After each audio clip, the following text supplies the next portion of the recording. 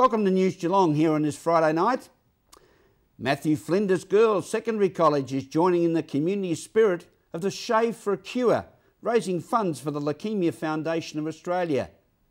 In the world of Geelong sport, the Geelong Cricket Association crowned its Division 1 Jack Singh medalist at its annual end-of-season presentation night. And in the world of Geelong autumn weather, sparkling Larni Salathiel will update us with what lies ahead over the next few days.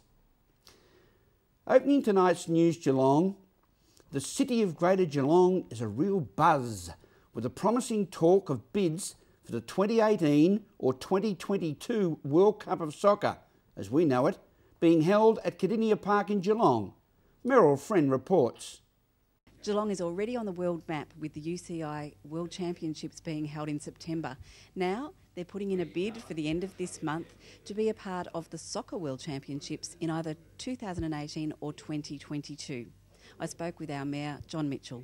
Decision time has come. We're going to be part of a bid that's put in by the federal government and the FFA and the state government as well to be part of the bid for the 2018 and 2022 World Cup.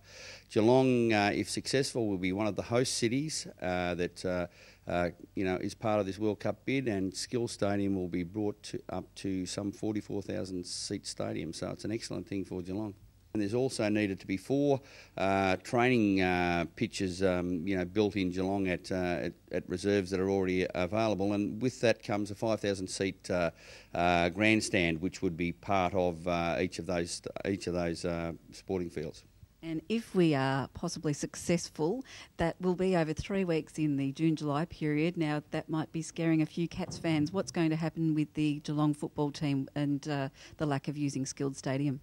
Oh, look, the scheduling of AFL games is something that the AFL are looking at the moment, and there's no doubt the Geelong Football Club would be off Skilled Stadium for probably between 10 and 12 months because it's a big, logistically it's a big job.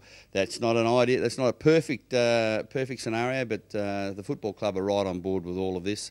They're very strong supporters of it, and I'm sure that the logistics of where they play and where they train will be worked out. As you know now, they're actually training because Skilled Stadium's being done up, and I was down there before kicking a soccer ball. I've never seen it in better condition. The ground, Fano, was fantastic.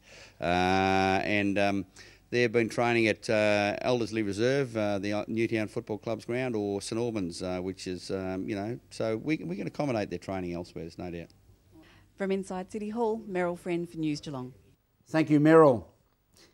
Deakin University was established in Geelong in the 1970s as one of the new generation of Australian universities, with a traditional focus on excellent teaching and research, modelled to achieve career success.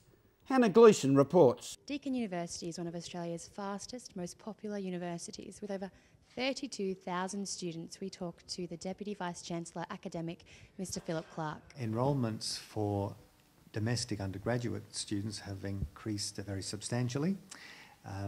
Overall, Deakin University has increased by approximately 12%, which makes it the fastest growing university in Australia. The national average growth is only 2.1%. As you can see from a comparison of those figures, Deakin's done brilliantly well. And do you think one of the reasons for this is its flexible learning pattern? There are a number of reasons for it. One has certainly been Deakin's growing popularity generally. We're now clearly one of the most popular universities in Australia as judged by VTAC applications. But another has been that we've been very, very successful in securing more Commonwealth-supported places, particularly in the critically important areas of medicine, teaching and nursing. And this has enabled us to increase the number of Commonwealth-supported enrolments that we have. Well, one of the wonderful things about our growing popularity is that we've been able to increase our enrolments and simultaneously see an increase in our enter scores. So to answer your question, our enter scores have not gone down, notwithstanding the fact that our enrolments have gone up. Well, in Geelong, they have grown strongly as well. As you may imagine, we've had significant growth on our Melbourne campus, but we've also enjoyed very strong growth here in Geelong as well. In fact, our enrolments have continued to increase. They have increased very strongly over the last several years, and I'm pleased to say that although it's still early days for 2010, all indications are that we're going to have a higher international enrolment in 2010 than we did in 2009. From inside Deakin University, Hannah Gleeson, News Geelong. Thank you, Hannah. Murmur is a pioneering mobile-based oral history documentary project which started in Toronto 6 years ago and has since spread worldwide, as Meryl Friend reports.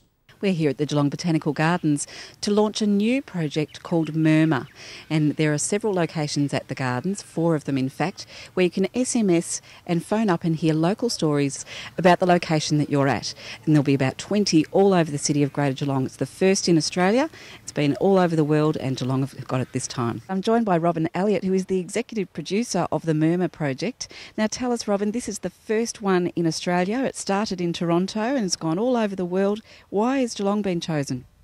Well, actually, Geelong found us. I think this was tying into a larger project called Memory Bank that was a couple of years before, with some videos of people telling local stories.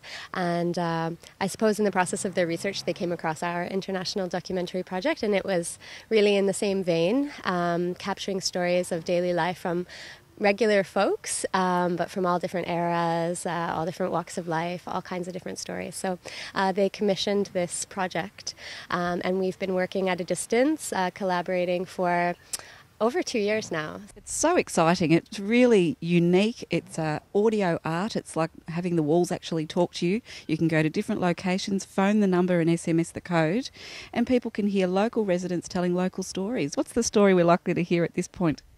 Well, it's a story of a woman that was working in the tea shop and was notified by a grandfather walking along with his granddaughter that he'd seen some young men sort of gallivanting around in the nude. It's sort of mysterious what they were up to. It remains a mystery even after hearing the story, but, you know, she sort of came out to put a stop to it. And, yeah, that's the story on the walnut lawn here. Mm-hmm. Oh, well, we wish you all the best. Hope you enjoy your visit to Australia. And will there be more coming to Australia in other cities as well? Well, I hope so. There seems to be some interest from some other folks in this area. Yeah, we'd love to see it grow and expand. Thanks for your time, Robin. Thank you very much. It was a pleasure. From the Botanical Gardens, Meryl Friend for News Geelong. Thank you, Meryl. As we go to a break on News Geelong and return with more after this.